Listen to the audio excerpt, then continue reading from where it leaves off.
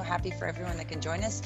People on Facebook, if you're watching now or watching this a little later when we're not live, I'm sorry that you can't ask questions, but you can find Koleya. Well, we'll tell you how you can find Koleya a little later on. Hi to everyone who's joining us today on our webinar. Thank you so much for joining us. We love having you here. I want to just say, remind you all that are joining us today that you can ask questions. Feel free to throw in some questions if you like. We'll take them from Zoom and we'll take them from Facebook Live. And I hope that you really enjoy our guests today. So, airtime, of course, is brought to you by Elevate Aviation. You can find more information about Elevate at info@elevateaviation.ca if you want to email us, or elevateaviation.ca on the web. So we're going to jump right in today. I know I say this every week, but I'm so excited about our guest today. So I met Koleya, I'm going to say a couple years ago now. We're going to go with a couple of years ago now. So Koleya's journey towards entrepreneurship, advocacy, and leadership in technology innovation began at a young age while growing up in Vancouver, Canada. Raised in a family where business, inventiveness, critical thinking, and finance were embedded into the fabric of daily life, her curious and creative nature was fostered in a supportive environment.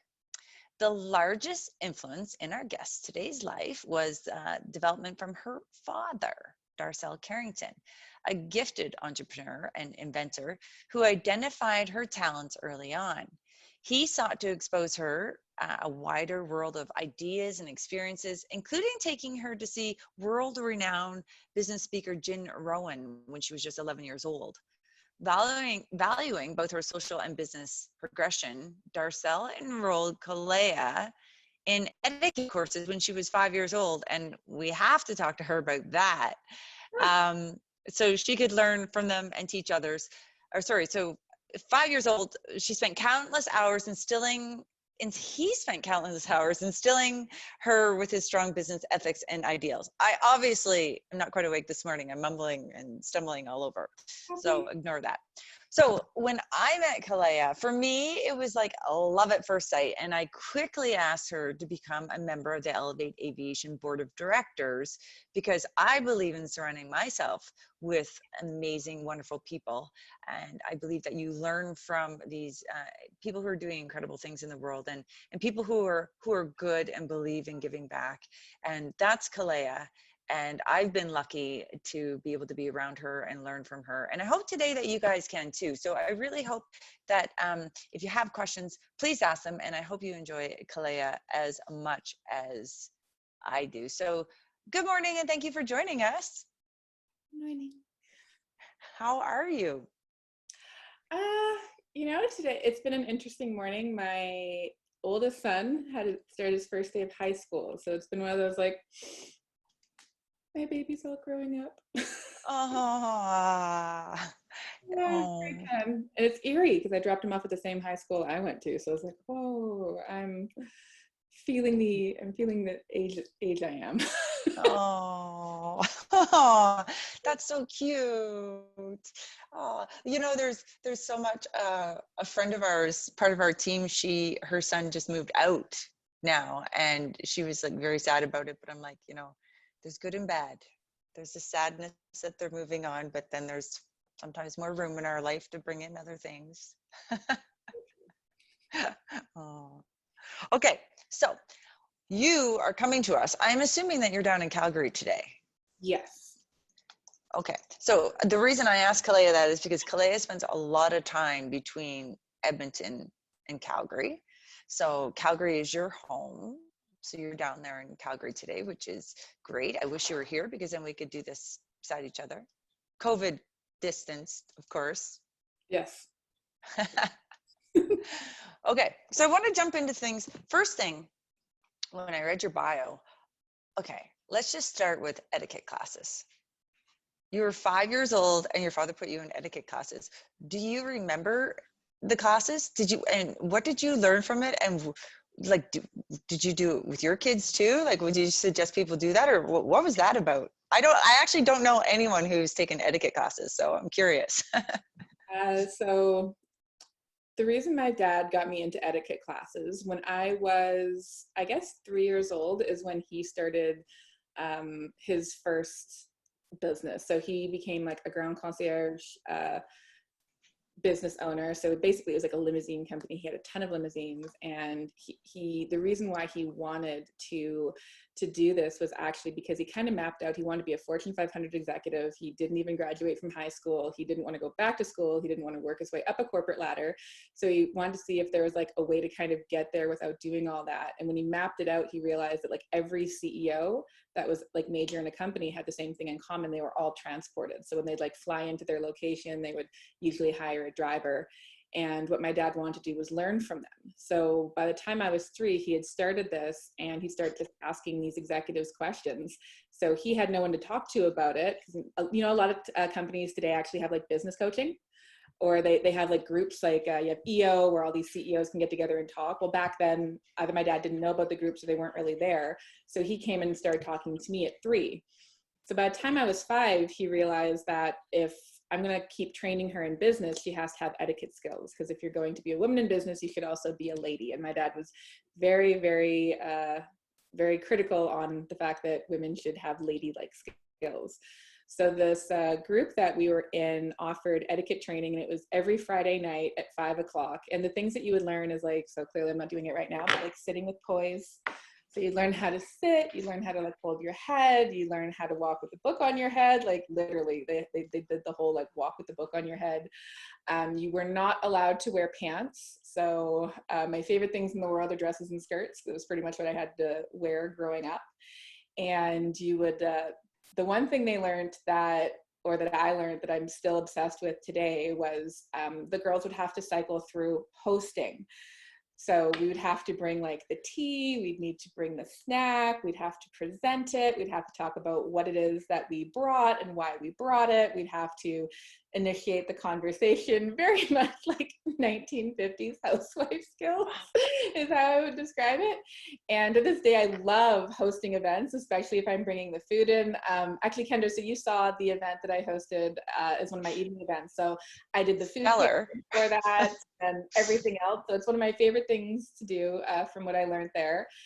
And then I was actually in that all the way up to the time I was 16. So I actually had a debutante. So when we moved to Calgary, we didn't have the same community. So I don't know how my dad did it, but he's like, no, you're having a debutante. This is very critical. So the Hungarian Society actually hosts debutantes, and we're not Hungarian by any far stretch of the imagination. So I got to learn how to dance the Viennese waltz as well as the Polotosh.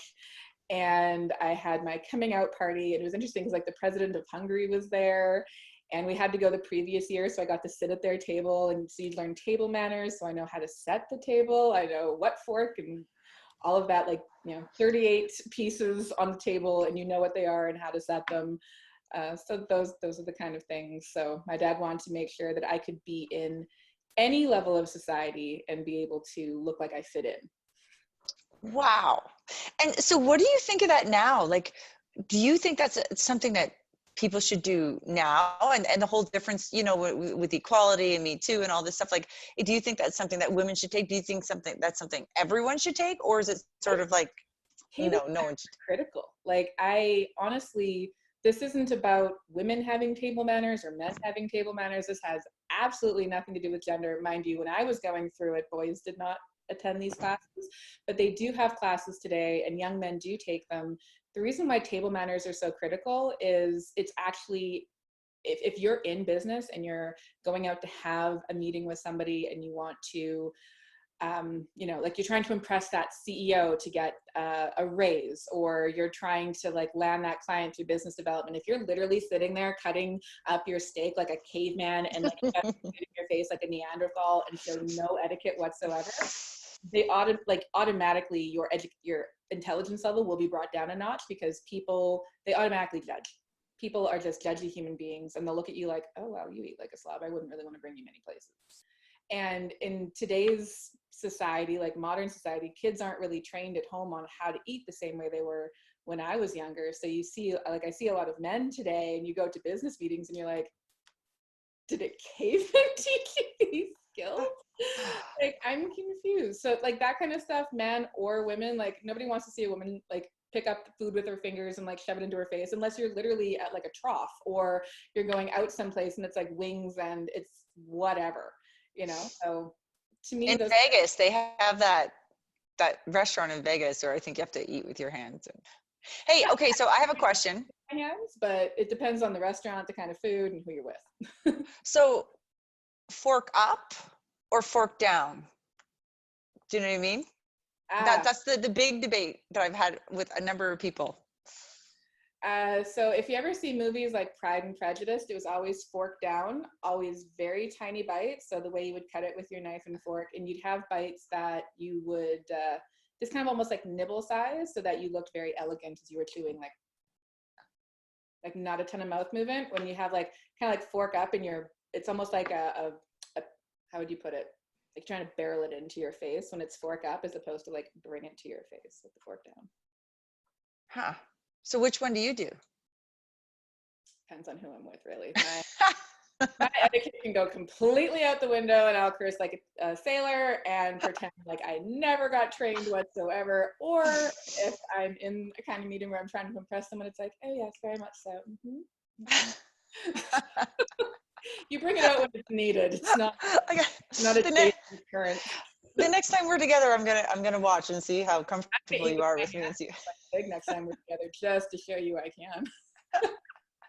That's fantastic, actually. And so great advice, actually, for people who are trying to climb the ladder and they're going to dinner meetings, and good to know that maybe this is something that they should consider thinking about if they don't think about it already, about their sort of manners around the table.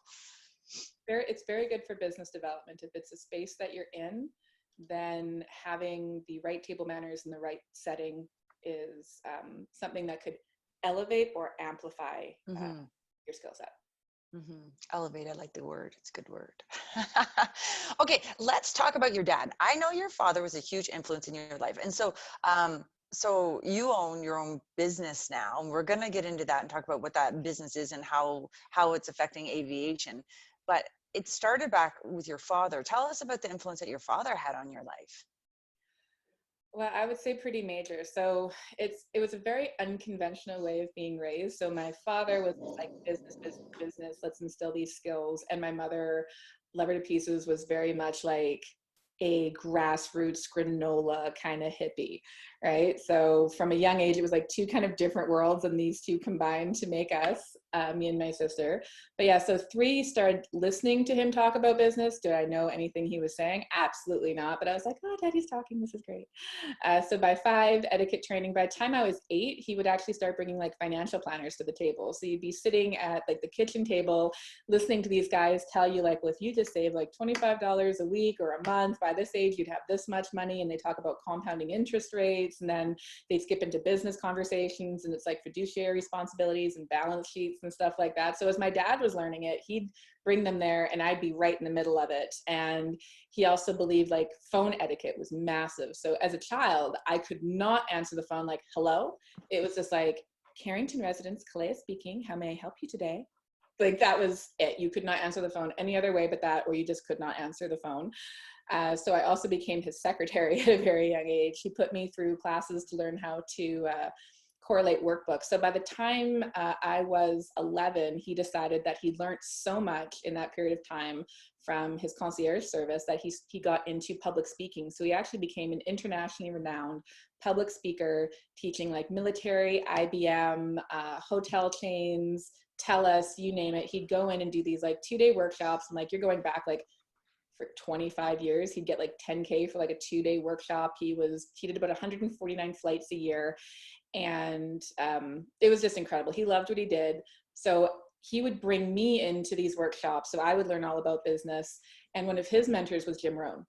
And he was the same person who taught, oh my gosh, I'm spacing on his name. He's actually very famous. Yikes. Like a motivational Tony Robbins. There you go, Tony Robbins. Yeah. Good guess. Yeah, Tony Robbins were actually in the same classes with Jim Rohn, which was really cool. So what was interesting about that, so I got my very first experience at a full-on weekend workshop with Jim Rohn at 11, and I loved hearing about it so much. I've been learning about business for a while. So I was like feverishly taking notes. And then by the end of the 2.5 days, he was like, okay, everyone raise your hand if you took like, 5 pages of notes or more. So it's like, of course, my hand went up and everybody's hand in the room went up. And then it's like, okay, keep it up, 7, 10, 12. By the time it was done, I was the only person with my hand up. And he's like, how many pages did you take? I was like, 16. And he brought me to the very front of the room. And he's like, how old are you? I was like, I'm 11. He's like, okay, this girl just took more pages of notes than everybody else in this room. She's going places in business. I preface that by saying my handwriting was atrocious at 11. Like 16 pages was really probably like 5 in a gross writing. But it was like a really inspiring moment for me. I was like, yes, I am going places. And then my dad, he just kept teaching me business. I kept attending his workshops. And by the time I was like 13, I started my first little business. It was like a lawn mowing company. And I grew it from my neighborhood to like 4 surrounding neighborhoods within like the first summer that I had it, which was pretty cool. And my dad said, you're kind of ruthless in business because I'm paying for the gas, I'm taking you there, and I'm mowing half the lawn, but you're keeping all the money. Yeah, so very, very influential. And then by the time I was going to be a young mom, when I was 20, I found out I was about to be a mom. And my dad just kind of had this, like, I'd say it's like a crisis of consciousness when that happened, because he'd always told me by the time I was 21, we were going to write a business plan and go into business together. And around that time, it was not Jim Rohn, but Al Gore, climate change started becoming a topic of awareness, and the environmental impacts that human beings have. Now, whether you believe in climate change or not, wasn't like really the purpose of this. We were just looking at the planet going, okay, will this next generation be able to walk outside and breathe clean air and not wear a mask? I find that really fascinating, because today I sent my son to school wearing a mask. But also, will you be able to play on a playground that wasn't previously a landfill? Will there be like aquatic marine life still viable? So he was like, all right, I know the business we need to be in. We need to start a technology company. That technology has to benefit the environment. By benefiting the environment, we help the human beings that live on it. And if anything, our goal should just be to clean up the damage that we've caused as human beings. So I was like, well, we have business training. I knew marketing, so he would fly me all over. I got to learn from guys like George Ross. Before Trump became president, that was actually really exciting because he was Trump's right hand. I got to learn from like Nito Cobain. He was like the president of Lazy Boy Furniture. I got to learn from like even Eric Trump, Jay Abrams. So all these like really amazing gurus. I got to travel all across Canada and the States learning from these guys. So I had a lot of that, but I had no technical experience. So I was like, well, this is a big undertaking, Dad. So I have no idea what we're going to be doing here. But yeah, he came up with the concept for the combustion technology, and we are still alive and kicking today, and now in aviation. So it's been quite a crazy journey, but a great one. Wow, it really is. Like, I've talked to other people, and I really like hearing their backstory, because I really like hearing how involved their parents were in their life or not involved. Because I really think that makes a big difference. Like, and mentorship makes a big difference. And if you can get that mentorship early on from one or both parents, I just think it helps give you sort of like a head start in life. And it sounds like your dad was wow, what an incredible mentor. Wow. And sorry, to answer the question, yeah, my dad did love that ruthlessness. Yeah. Okay. You read that? Good. Okay. I was going to bring that up. Yeah. So he did like that, eh? And bulldog. So whenever that he had an issue with someone, be it a lawyer or anything, he would always send me in. He's just like, no, you manage that. Wow. That's crazy. So the other thing that Caleb mentions here in his question, he's talking about a clear vision. So if we move on to Absolute Combustion, so that's the company that you and your dad started back when you were 21, right? Is that? Yeah. So what's like, did you guys have a really clear vision from the beginning? This is what we are going to do? Well, the vision was we needed environmentally beneficial technology. So at first we're like, okay, neither of us are inventors, but we have this skill set. why don't we partner with amazing technology inventors and help bring their products to market, was our first thought on it. And we tried that for about 3 years. And if anyone knows people who invent technology, I like to describe them kind of like Smeagol from Lord of the Rings, or Gollum, if you know that creature. It's like their technology is like, it's precious, it's my ring, I'm not letting it go ever. And it's never ready to leave the door. Like it's like a baby bird can't leave the nest. They always believe it's $1 billion idea, even though it's completely locked in their head. And so at 3 years of that, it was like, this was a very frustrating process, because trying to teach them how to, you know, market it. Like it's not $1 billion idea unless it's actually made $1 billion, right? It's not $1 million idea unless it's made $1 million.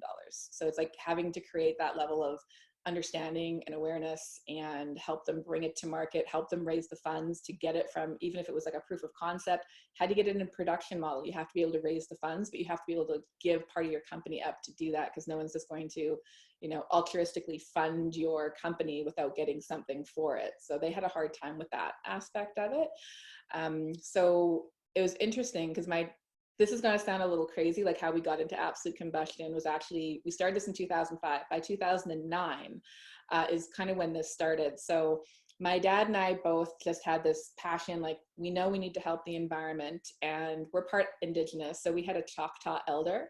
His name was Sequoia Trueblood. My dad went to him and he's like, okay, I really believe I'm called to do this. I'm feeling very defeated. We've been trying to do this partnership for years with different inventors. It keeps falling through.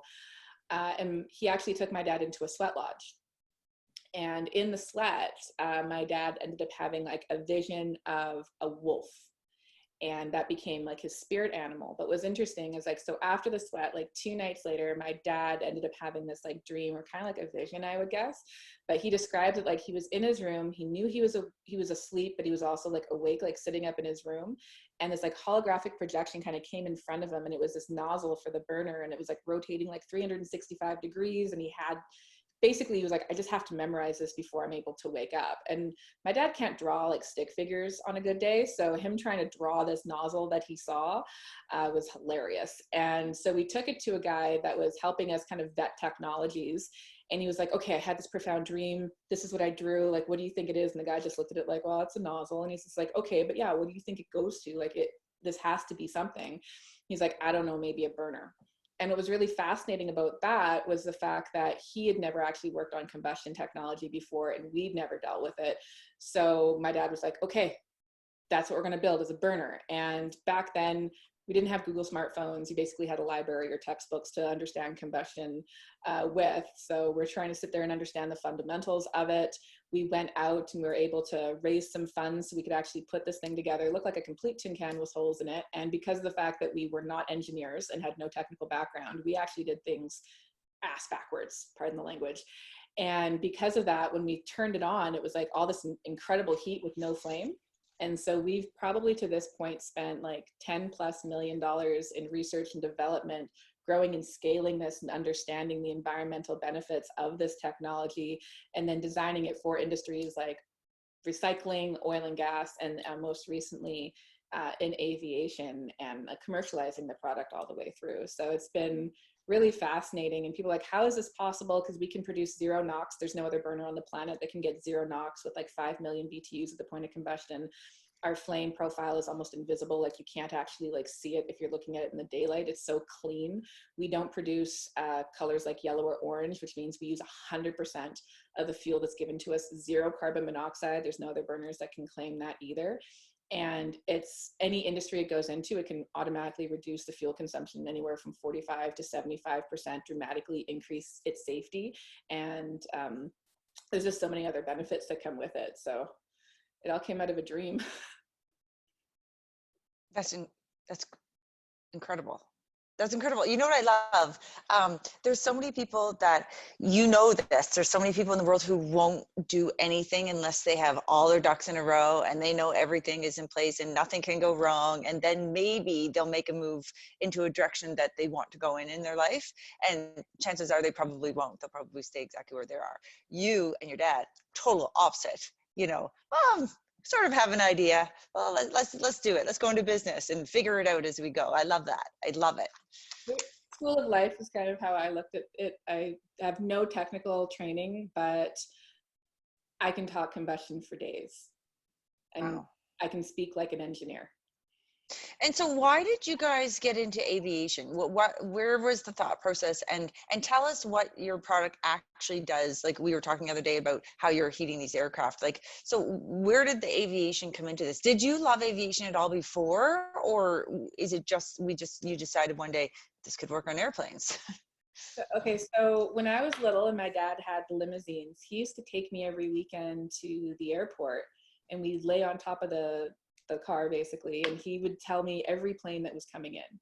My dad was obsessed with airplanes. He could tell you the engine and the style of plane from way up above just by the noise that it made. And he always had these magazines, like his goal in life, I'm going to have a private jet one day. And That's my goal too, but I don't know if I'm going to get there. right?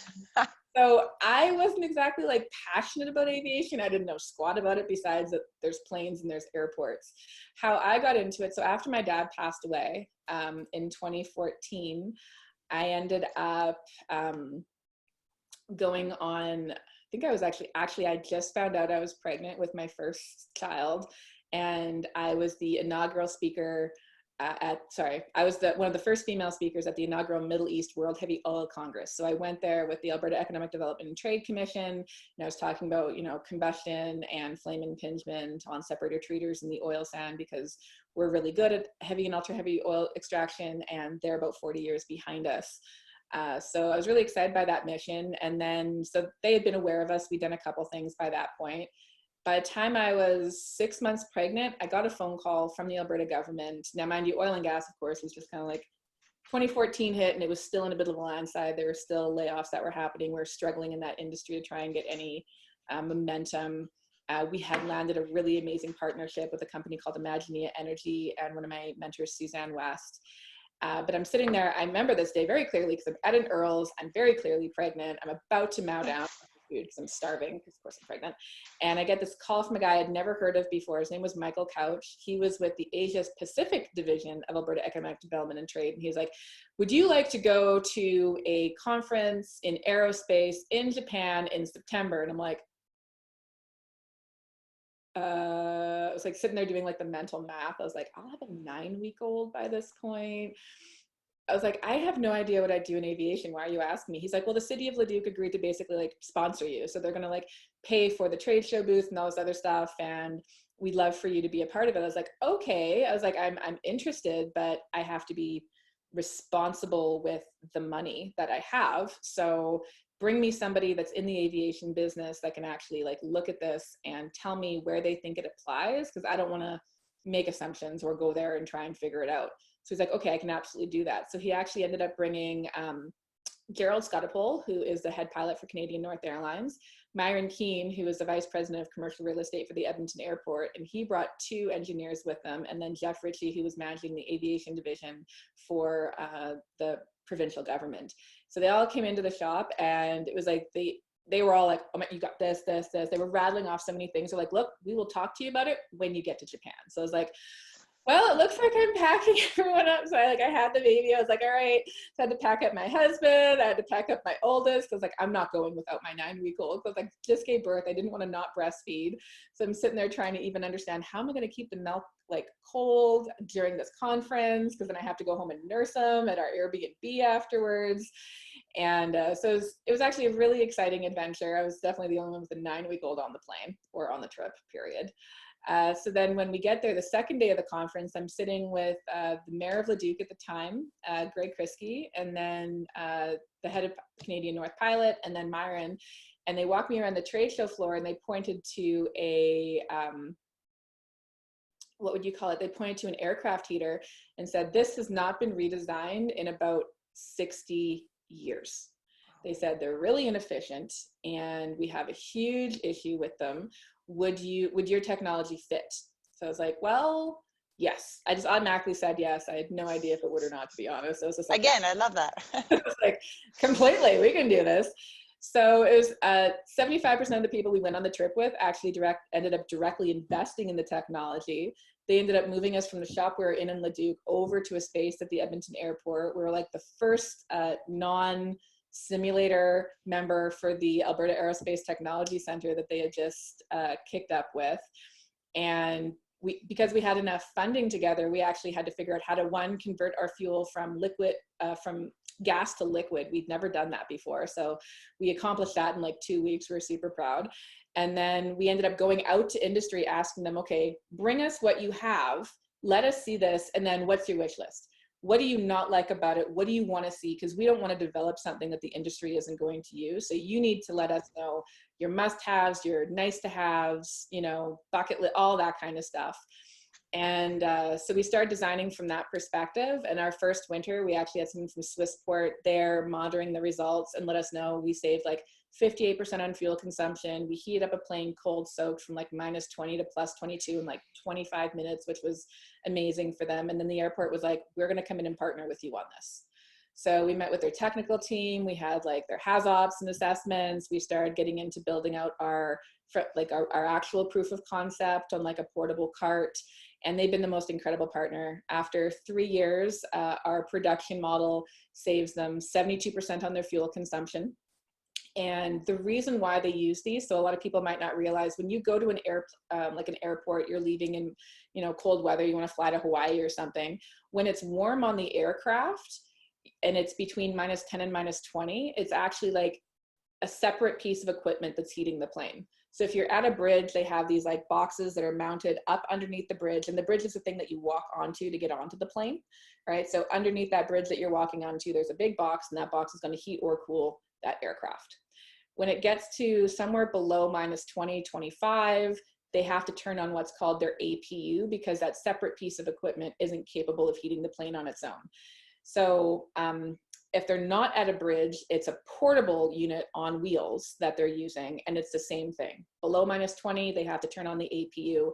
If it's a 737, that APU, or rear auxiliary engine that they're turning on, burns about 174 liters of jet fuel. And that portable mount ground unit is 22 liters of diesel. But the cost increases again, because if your engine's on, you have to have an engineer or someone qualified to sit in the cockpit like a pilot. So you're paying for the pilot's time, you're paying the 174 liters of jet fuel, and then you're having to still have that ground piece of equipment to make sure that your plane is being warm.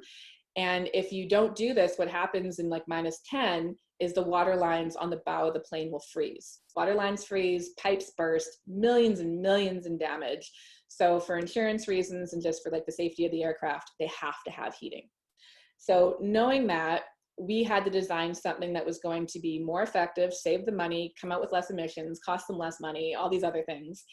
And when our third winter of testing, we were able to heat a plane into -50 with just our unit using only 7 liters of fuel per hour. So no more APU, no more engineer. So you're saving time on people's time. You're saving a massive amount of cost. You're reducing your carbon footprint and environmental damage by using this fuel. You're saving on engine hours.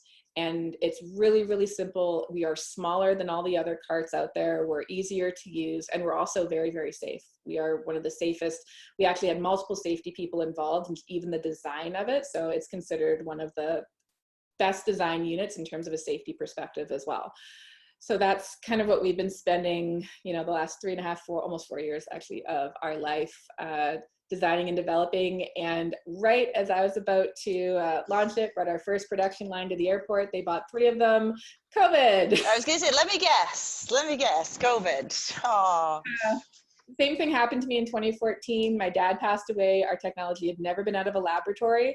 I got us a deal with CNRL. They were testing our unit. Halfway through the test, oil dropped from like $100 to like $30 a barrel, and the industry got shattered. So I'm like, I feel like I just have like really bad luck when it comes to like developing something, getting it ready, taking it to market, and then watching it just, the market goes away. Well, but maybe, I mean, this product, I would think that companies would want it in the rebuild of COVID, because it will help save money. And that sounds like something to me that the rebuild of COVID, maybe all these, maybe it's time. It's time. They're all going to come after you and say, hey, we want your product. Yeah, no, it's been really exciting. So now we're doing demo days. We were supposed to have one tomorrow, but unfortunately, one of our contractors was working off on another site and was around someone who may have had COVID. So we're like, all right, we can't bring you into the shop and around our people. So we're postponing it until we know he's better, or at least his tests show clear. So we want to be very mindful. But yeah, so we're doing demo days and showcasing it, because we didn't design a one-trick pony either. We made sure it can have applications in more than one industry. So you can use it for like construction, frost fighters, heating, hoarding, all kinds of stuff. Wow. Okay. That I just think this is so impressive. So let's talk about for a minute, let's talk about women in tech, because in STEM altogether, like you, that's your jam. I mean, how many other women do you see that are doing what you're doing right now? I definitely felt it was a bit of a lonely road from the start. Being young, being a visible minority, and being a woman, we're kind of like, if there was a checklist of boxes that could go against you, I kind of hit the quadrant of it. At no point did I let that stop me or use it as an excuse for what was holding me back. But I got this really amazing advice. This lady named Kimberly Van Vliet was a mentor of mine, and she has this thing called called Wave Business Development. And we met kind of early in, and she's like, look, you just have to be smarter. You have to be able to like drink with the boys at night and like just kill it in the boardroom the next day, and never let the fact that you're a woman stop you. And because I remember, like, I'd go into board meetings and I'd walk in and the men would be like, oh, I'll take 2 creams and a sugar. It was like automatically, they wouldn't even think I was there to like be a part of the meeting. It was just like, oh, you must be here to deliver my coffee. And it was like, oh, okay, I'd go get the coffee, then come sit back down. I was like, okay, let's start the meeting. You know, and it was like still being feminine, still being kind. It's like, I don't mind getting the coffee. I also never minded like scrubbing the toilets and cleaning up the shop. It was just like chief cook, bottle washer, really didn't matter what was going on. You just, if you're an entrepreneur, you get into every bit of it and you humble yourself all the time, because you're always going to be learning. There's always going to be people who want to put you down. But it's so dramatically important to be like, you know what? I do deserve to be here. Like, I am smart. I am learning. If I don't know it, I will say I don't know it, but I will keep it going. I've never met another woman in combustion. I've had plenty of experiences at like trade shows. I remember this one trade show I went to, I was looking at another piece of combustion technology, and they had this massive like flame coming out of their photo, and they were claiming that based on like computational fluid dynamics or a computer simulation, that they had like 99.99% combustion. I was like, oh, could you please explain that to me? Like, how you have such a long flame, but how you claim this level of combustion? And he literally went up to the picture and went, this is not a furnace. It doesn't go in your home. I was like, oh my goodness, really? Oh, I thought this was Better Home and Garden. Not good. My husband gonna kill me. Oh my gosh. Where did I go today? Like, it's like, okay, you think I'm that stupid? It was like, walk on to the next booth. And then I had another booth, I asked same thing. They started calling me like Combustion Girl. It was like, oh, you think you know what you're talking about? It's like, okay, like, keep walking along. You know, and just not letting it get you bitter was a big part of it. Just being like, well, that's just random, amusing. Now it's actually, I just use it to my benefit. Like, if I'm going to source out some competition, I'm like, you know, I really just have no idea, but my boss sent me here because I need to like look at some stuff for him to purchase. So if you could just answer me some questions, like just acting like a complete blonde, not that the blondes are silly, but just kind of that stereotype. Yeah. And they just give me all the information I want. Like, it's fantastic. And I understand what they're doing because they just think, oh, she's a girl, she won't really understand anyway. So they'll just give me all kinds of information I wouldn't get if they knew or thought I had, like, was their competition. But being a woman, it's just kind of like, sometimes you can just use that to your advantage because they just don't think that you're competent or capable of it. So I've always found it more of like an edge than anything else, actually. Is it going away a little bit now, do you find, or no? Well, the Me Too movement, and I can appreciate that, like, sexual harassment in the workplace is not great. I have definitely experienced an epic ton of things, from being called like, oh, are you like the company perk? Like, do I get to take you out after I make a like, just the rude stuff like that? Or why can't I invest in you and sleep with you? What's wrong with this? So it's like, I've experienced it. I totally get it. But right now we're seeing a lot more women moving forward and breaking that glass ceiling. And the more more women that we see that are at the top, the better. But now we're kind of losing out on male mentorship because they're just petrified of being around women, period, because they're concerned that just if they don't have someone else present there, anything could be said. And so we're kind of losing out on actual opportunities to keep moving ourselves up the ladder, because we do need mentors, male or female, to get us there. The first time I actually got to see a female mentor was Suzanne West. I was probably 29 by the time I saw my first like female mentor. I was so excited and encouraged. I was like, oh, she's a woman and she's an engineer and she owns her own oil and gas company. It was just like, I have to work with you. And I just basically dedicated 18 months to being like, nope, you and we need to work together. I don't know how we're going to make this happen, but we're going to make this happen. And like, I finally did. She became an investor. She became a partner. She commercialized my technology.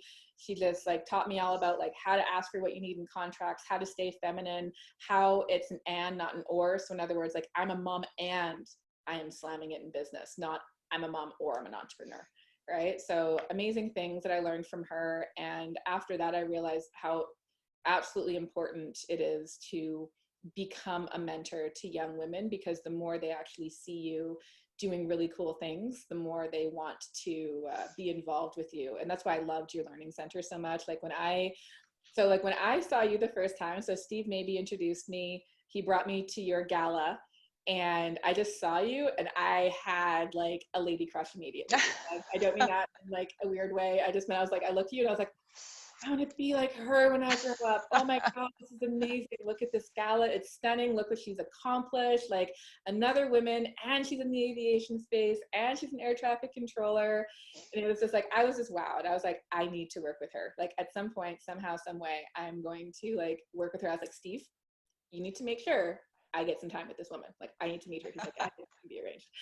And then so I was just like, through the moon when I got invited onto the board. But your learning center, what I love so much was being able to have young girls come in and I could demonstrate our burner and they could ask questions. And it was like you're engaging with that next generation, showing them that like combustion isn't something you think of when you think of aviation. Like it's just, you don't really have the thought process, or even like ground service equipment, you don't have the thought process. And one girl in the class came up to me and she's like, you're like a female Elon Musk. Oh, that is so cool. So she was like so much more excited for STEM, because she's like, it's not just male dominated. Like there are women doing these things that if they're doing it, I could do it too. So, you know, we bring young men through the Learning Center. As you know, we bring young men as well through because we don't want to exclude. However, we really encourage those teachers to bring at least 50% of the young women, because they won't sign up for it unless unless they hear about it. So now, you know, of course, before COVID, the women were starting to line up for it, and they need to see people like you out there in these areas that they've never thought of before. Like we see it over and over again. When they see women like you that are doing things like you do, something unlocks in their brain and they're like, I can do that. Oh, I can do that too. Why not? And that's why you're such a good role model.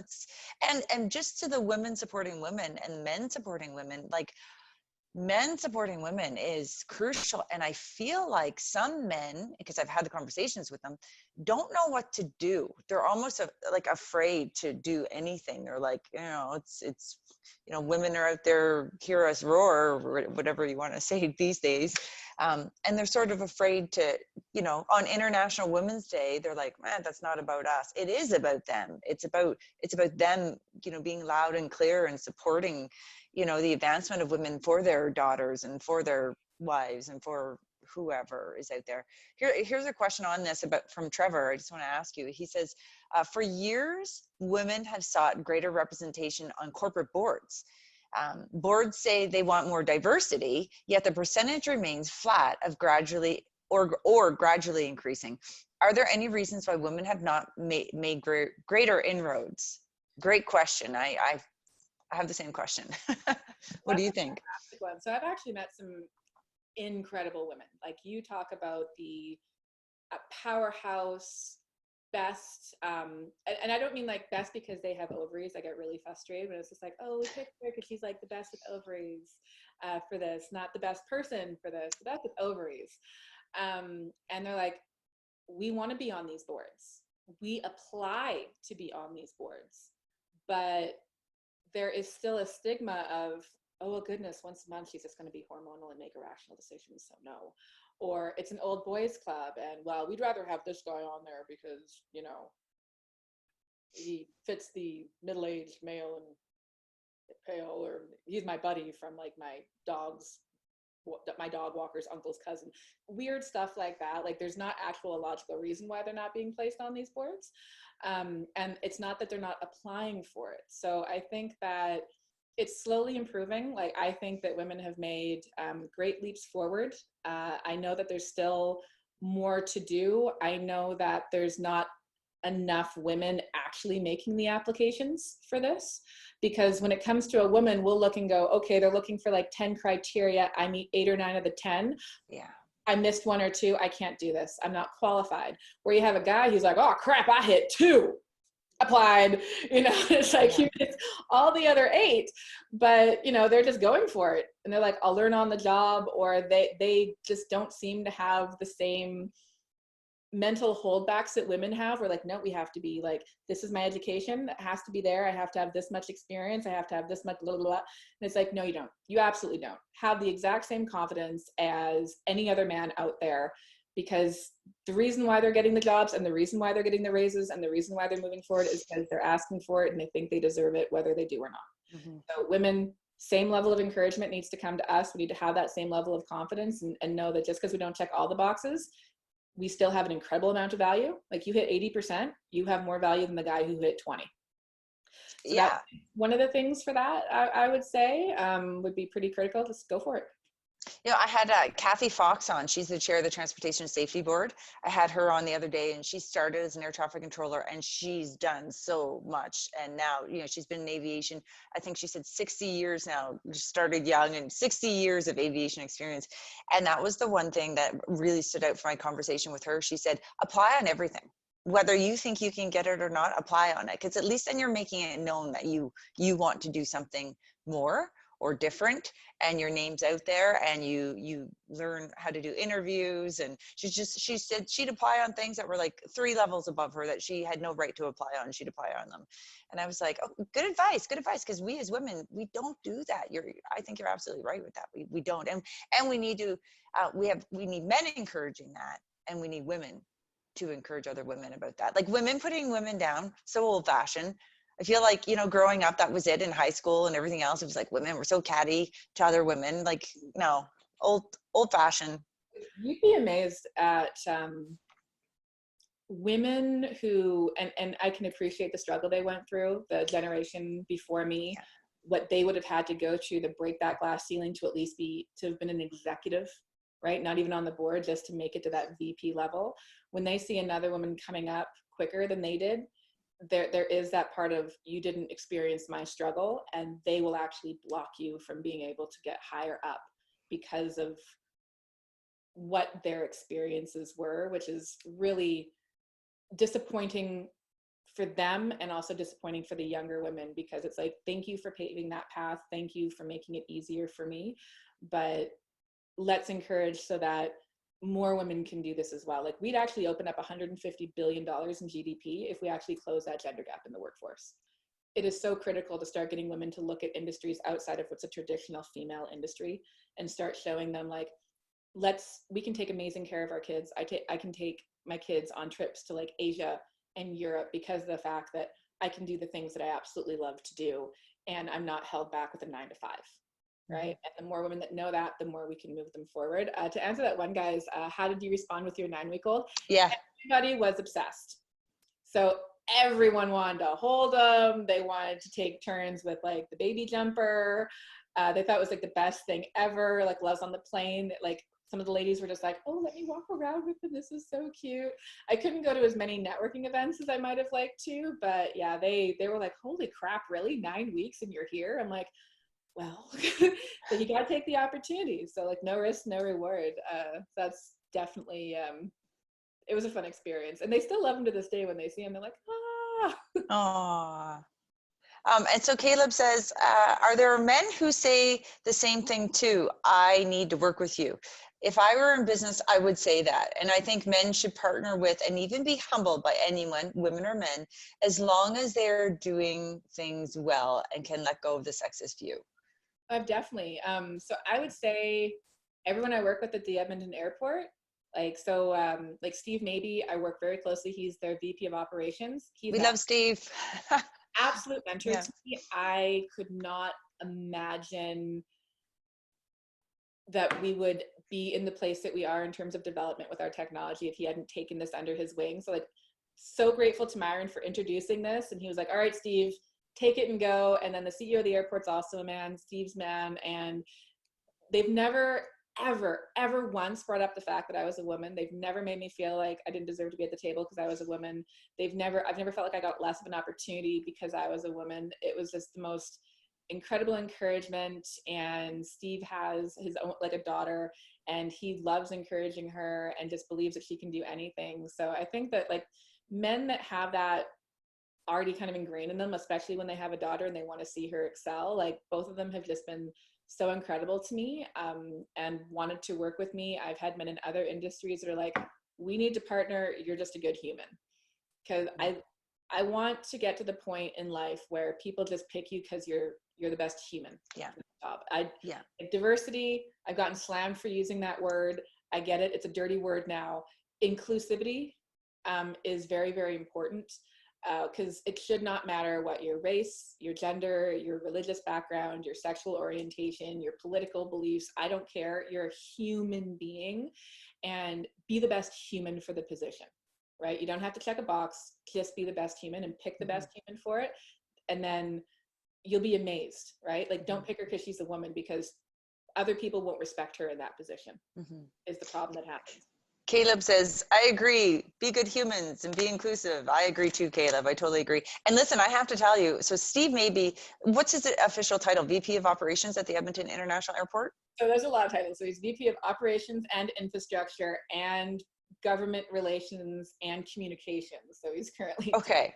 Well, when I first started Elevate way back when, and this is just as Laura, who's number 2 in Elevate, like just as she was coming on board, not even like, it was at the very beginning, we did a calendar, and I called Steve to anyway, I got a hold of Steve somehow. I got introduced to Steve, and people were trying to block it. And Steve was someone who said, hey, I don't know what this is about, but I want to support you. So, go for it. So he was one of the very first people that helped support what is now Elevate Aviation. And so I owe him a lot. So just love him. But okay, listen, we're almost out of time. So, but I need to know about Michelle Obama. What happened there? How did you meet her? So that was really exciting. So I went on I guess another like trade mission. It was like to the Reno, Nevada Valley. Tom Ruth, so CEO of the airport, was at it. Myron Keene was also there. And so it was this really awesome opportunity and trip. And when I get back, Myron's like, hey, Michelle Obama's coming to town. And I was like, really? It's like, how do I get tickets? He's like, I might have one for you. I was like, okay. I was so pumped. Like, I live in Calgary and I got the tickets to the Edmonton one, even though she was coming to Calgary, but I was just like, well, so I got to go up there and I got to listen to her talk. I got amazing seats. So thank you, Edmonton Airport. I got to meet this incredible powerhouse woman. I was shocked when I got to walk up and meet her and talk with her and get a picture with her. I was like, hi. I had no idea she was that tall. She was like, you're so pretty. Like, thank you. It just made my life to be able to meet her, because I love how she just believes that, like, it really doesn't matter if you're a man or a woman. Again, it's just about being a good human. It's about, showing up and being good and taking care of others, and that social responsibility, and how she encourages and engages with children. So it was just, it was exciting to meet another woman who just, similar to like Suzanne, or yourself. It's like going out there, doing good things and trying to make the world a better place. Wow. You know what? I just, we have a lot to talk about at our board meeting. I think we have board meeting coming up. As I said, Koleya is on our board. I'm so fortunate that she's on our board. We're a very lucky team. And so we have a lot to talk about, especially, Elevate does support women in aviation, but we do so much more than that. So, all this conversation that we've just had is something that we need to even take in-house in our board meeting and see where we're going from here and into the future. I can't thank you enough at all for being here. I want to close with advice. What advice do you have for people who, especially women in this instance, who are trying to get into the tech world, who want to get in the tech world and aviation, or aviation in general? Basically, what kind of advice do you have for people to follow their dreams? Let's put it that way. Number one piece of advice, you do not have to know it all to be passionate about something and to engage and start, right? I did not know squat. I did not have a computer growing up. I honestly couldn't understand how to navigate the internet. So when I got into this, and I didn't have to know everything, but my passion for learning about it as I went was all I needed to keep me going. So if it's your passion, go for it. If people are trying to stop you and block you along the way, take a minute, sit back, and give yourself positive self-talk. I do a lot of really amazing, what you'd consider like therapy work. And I've been doing it for 18 years now. And I still have this lady I meet with every Monday morning to get my mind right. It's a form of cognitive behavioral therapy. And when people say you can't, I turn into watch me, right? So don't let that negative self-talk or other people's disbelief in you hold you back. The only person that can hold you back is yourself. Don't let your limited knowledge hold you back. You can learn anything that you want to learn. No, it's not easy.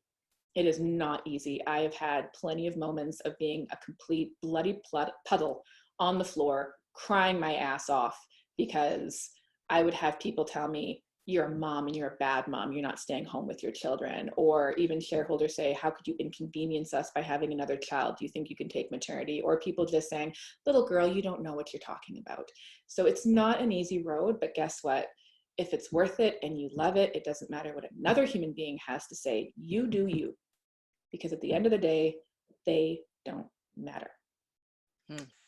That's wonderful advice. Wonderful advice. I love it. I feel the same way. You just be passionate about something and do it, and mentorship, right? Like, just again, I always remind people on our webinars, we have a mentorship program. I'm sure if we ask Koleya very nicely that she would help mentor you if you're looking for someone in the business world and you're looking for a mentor. Anything in aviation related, we have mentors. Or if you want to be a mentee, you're welcome to contact us at info@elevateaviation.ca. Go on our website, elevateaviation.ca. Koleya, thank you. I look forward to seeing you again in person when we can, but I'll see you with Zoom for our board meeting. Thank you for all the advice. Thank you for sharing these stories. And thank you for being an incredible human being. Thank you. Thank you. Okay. All right, thank you all for being here. If you're watching later and you have some questions, you can send them again to info@elevateaviation.ca, and we'll try to get your questions answered. Thanks for spending your time with us. We really appreciate it. If you have other subjects or people that you would like us to talk to, please let us know, and we'll do our best to be able to get a hold of them, and because we really want to share information that you want to hear. So we'll see you next Wednesday, and we'll see you later, Koleya. Okay. All right. Bye, everybody.